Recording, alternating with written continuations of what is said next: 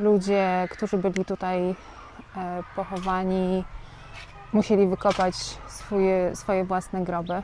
Chwilą panowie próbowali ode mnie wyciągnąć 10 dolców i mi mówić, że $5 to jest tylko w jedną stronę. Cieszę się, że nie zostaję w Batam Bank na dłużej, bo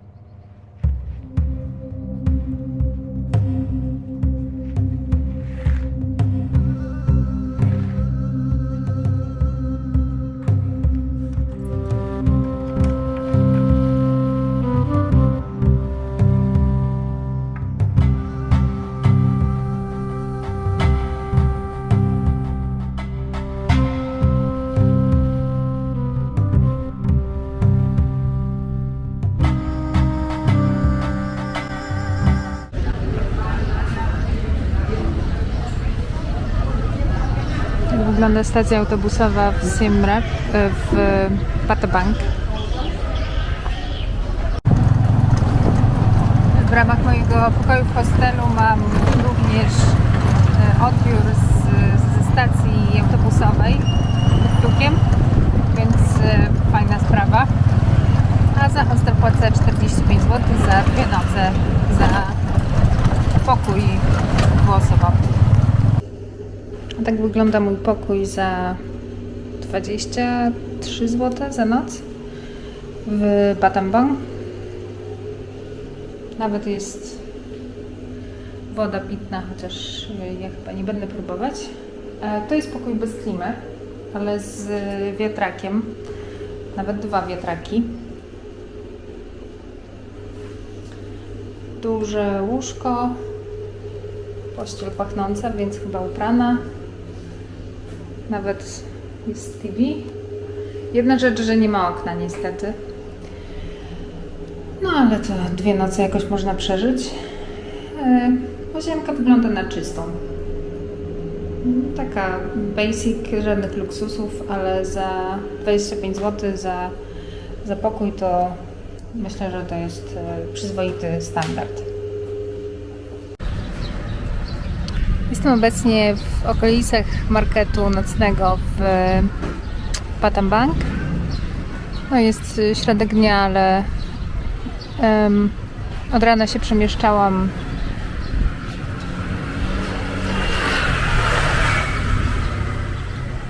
Podróżowałam dzisiaj z Siem Reap do właśnie Batam Bank. To jest około 3 godziny. Autobusem lub minivanem. Są różne opcje. Ja zapłaciłam $8. Tak dzisiaj wygląda moja restauracja. Tam mi nawet wytarł stolik. Co prawda brudną szmatą, ale wytarł. To, co będę dzisiaj próbować, to jest lak lak, czyli tradycyjne właśnie danie w Kambodży. To jest wołowina z ryżem i z warzywami. Grillowana chyba wołowina w jakimś sosie, ale nie próbowałam jeszcze, więc dzisiaj będziemy próbować. No i zgadza się ryż, wołowina i jajko.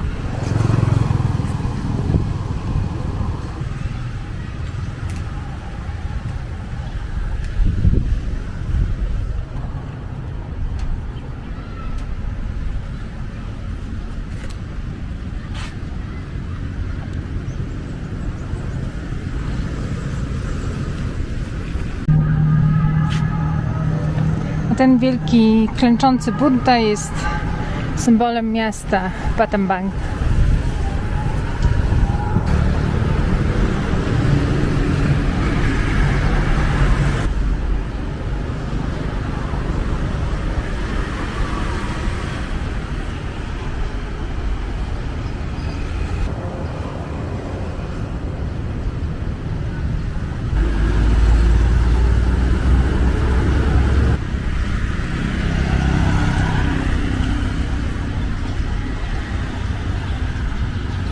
Cóż, obiecano mi przykłady dobrze zachowanej francuskiej architektury z czasów kolonializmu. Ja bym nie powiedziała, że to jest tak super zachowane. Wręcz przeciwnie, że jest to dosyć zniszczone.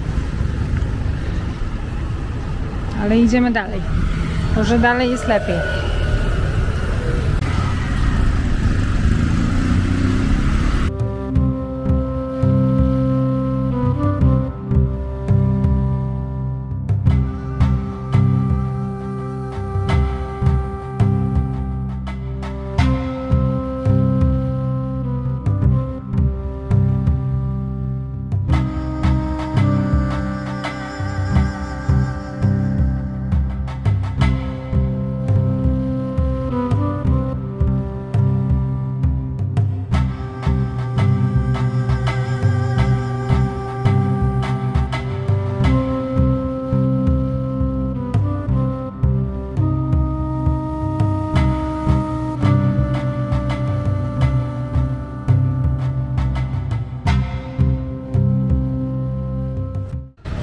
kawa z rana musi być. Ceny kawy w Kambodży bardzo się różnią. Najtańsza kosztuje około $1, 4000 riel, ale również można za kawę zapłacić nawet $4, bo tutaj są Starbucksy i kawa w Starbucksie kosztuje tyle, co w Polsce chyba są podobne ceny w Starbucksie. Tak więc trzeba szukać. Natomiast to, co chciałam pokazać, to, że proszę bardzo, oni mają tutaj autentycznie profesjonalne maszyny do zaparzania kawy. I kawa w Kambodży jest naprawdę dobra. Bardzo polecam.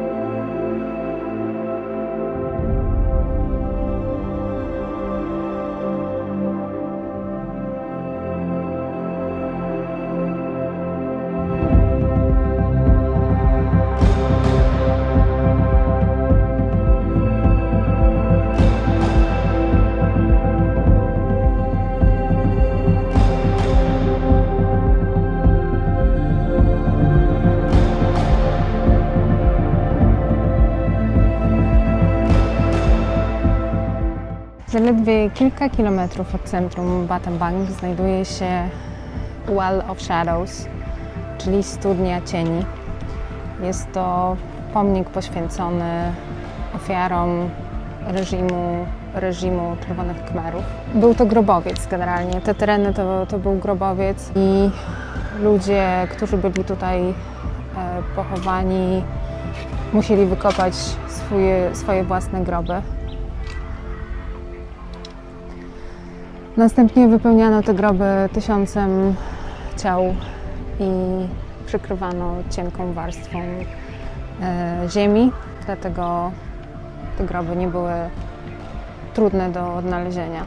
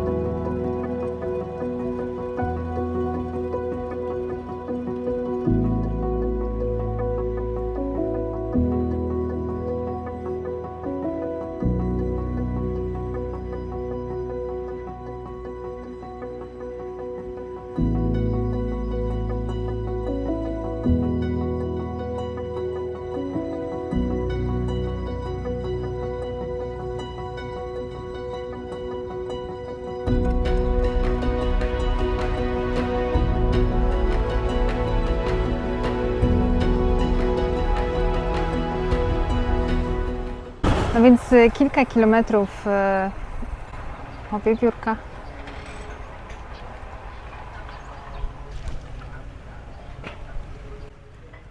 Akrobatka.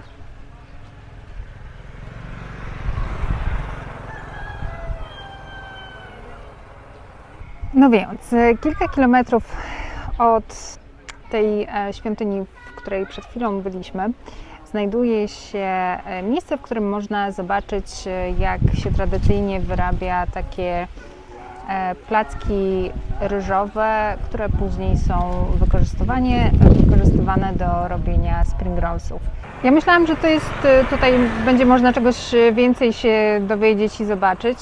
Nie, żeby to był jakiś bardzo skomplikowany proces, więc może nie wymaga jakoś dużo tłumaczenia. I być może jeśli przyjedziecie tutaj z jakąś grupą, z przewodnikiem, to on trochę więcej opowiada. Natomiast panie na miejscu nie mówią po angielsku, więc generalnie to jest dosłownie wizyta na minutę. Tak jak mówię, proces nie jest skomplikowany, tak więc szybko można ogarnąć jakby co tutaj się dzieje i co tutaj się robi.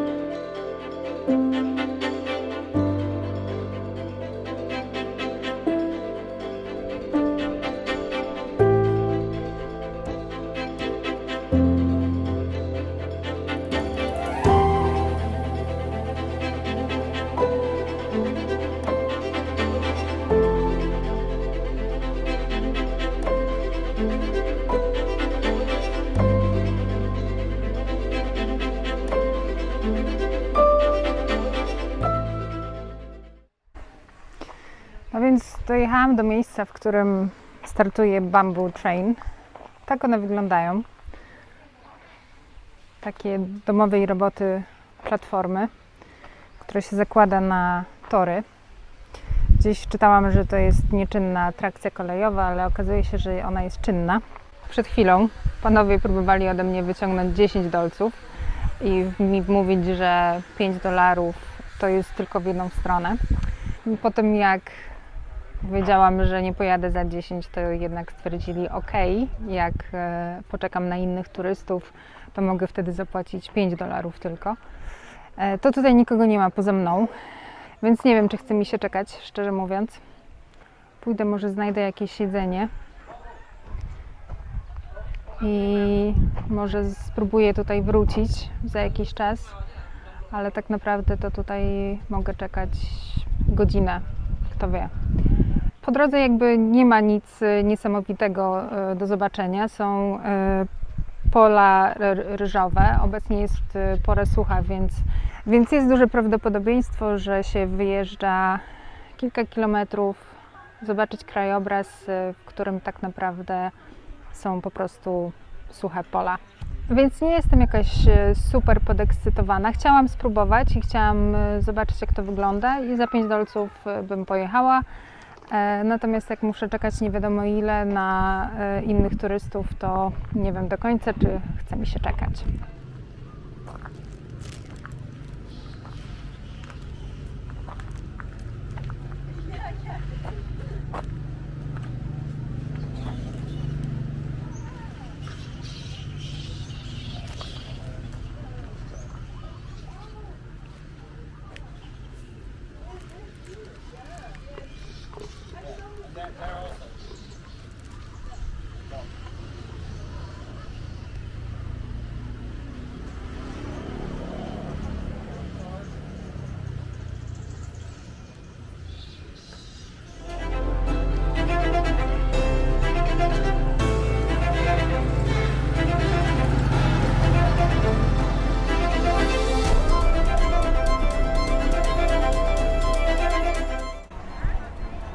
Tutaj jest Bat Cave, czyli jaskinia nietoperzy, z której w ilości około 6,5 miliona sztuk wylatują one z tej jaskini codziennie o 5:30 po południu.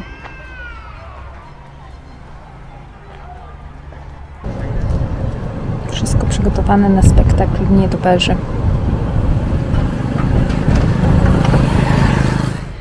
No i po 2 godzinach czekania, niestety jak to bywa z takimi zjawiskami natury, nietoperze postanowiły się dzisiaj obudzić godzinę później, czyli zamiast o 5:30 wyleciały z jaskini jakoś po 6:30, a już było ciemno. To było po zmroku, zrobiła się noc generalnie, więc no, niewiele było widać, szczerze mówiąc. Tak więc szkoda. Myślę, że w większości jednak to jest większa szansa, że zobaczycie niż nie zobaczycie, bo tam jest przygotowana jakby cała infrastruktura pod to. Około 5:00 po południu przyjeżdżają sprzedawcy z jedzeniem, którzy rozstawiają stoliczki, zapraszają, żeby usiąść, wypić piwo czy kokosa, czy coś zjeść. Tak więc no, jeśli to by był, rzadko by się zdarzały takie pokazy, które rzeczywiście można zobaczyć, to nie byłoby takiej infrastruktury. Niestety mnie się nie udało, no ale trudno. Tak więc dzisiaj nie miałam szczęścia ani do pociągu bambusowego, ani do nietoperzy.